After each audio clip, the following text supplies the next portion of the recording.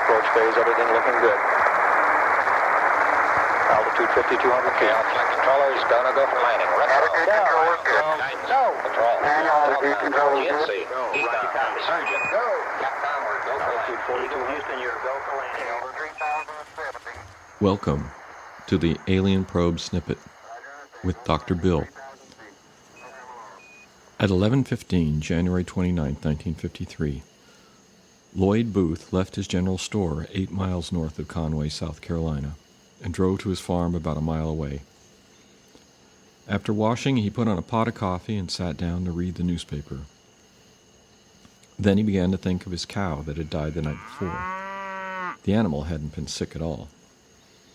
Even stranger, in the past few weeks, about 20 cows in the county had met the same unusual death.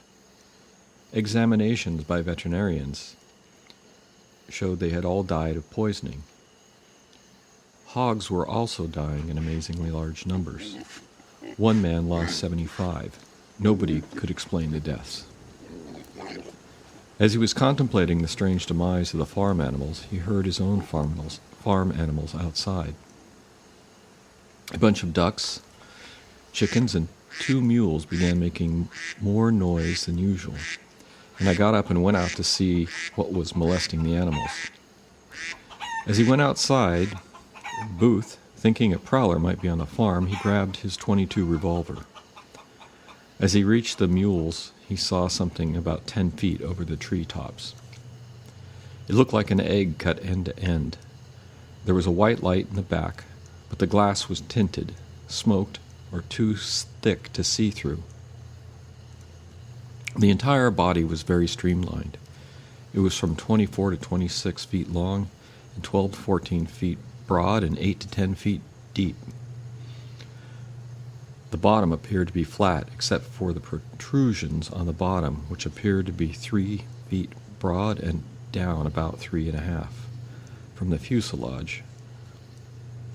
There were 2 glassed-over areas in front like cockpits, but there weren't any bubbles as our craft have.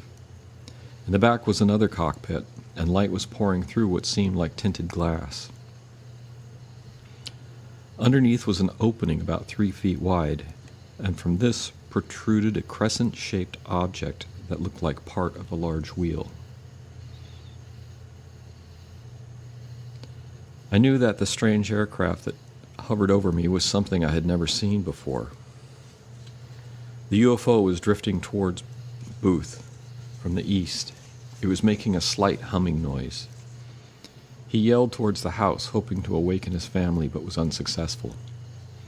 The strange object passed overhead at approximately an altitude of 90 feet, heading west. Clutching his pistol, Booth followed the slow-moving UFO. It flew over the trees and entered a small clearing in the woods. But there was a swamp ahead. He knew he couldn't go much farther. The object again approached him, and as it flew overhead, the frightened farmer aimed the pistol and pulled the trigger. Ping! The bullet had hit something metallic. He fired again, but heard nothing. The craft increased its noise, like stepping up an electric motor. As soon as the shot hit the object, it seemed to tilt upward just a bit and soared into the air at about a 65-degree angle. It continued this upward move at about hundreds of miles per hour until it vanished. He said the UFO disappeared at a speed greater than any aircraft he had seen before. When he entered the house, he found his mother, father, and brother awake, having heard the shots. He pondered as to whether to report the incident. He decided not to, fearing ridicule.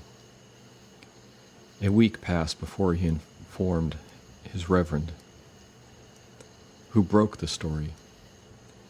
In a few hours, I was surrounded by curiosity seekers, and I found debunkers on all sides. A civil aviation agency man said the witness had shot at one of the fleet of Navy blimps en route from Georgia to North Carolina.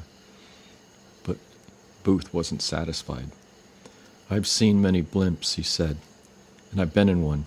I'd certainly know a blimp when I saw one 80 feet over my house."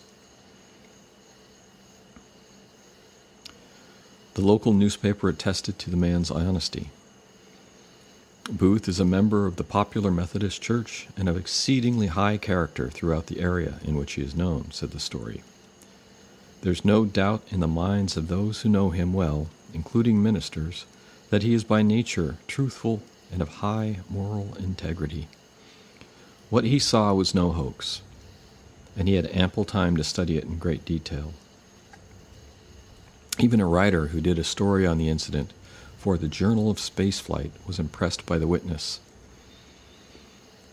It is the author's opinion, based upon Mr. Booth's personality and the manner in which the story was told and questions answered, that this is not a hoax. It appears that the man did see a strange craft of a design wholly unfamiliar and with an unknown but powerful means of propulsion. Finally, Professor James A. MacDonald interviewed the witness. Booth's account was given to me in a seemingly quite straightforward manner. No evidence of embarrassment or visible dramatization. He sounded like a person of an entirely honest manner. This has been your Alien Probe short for the week. Keep watching the skies.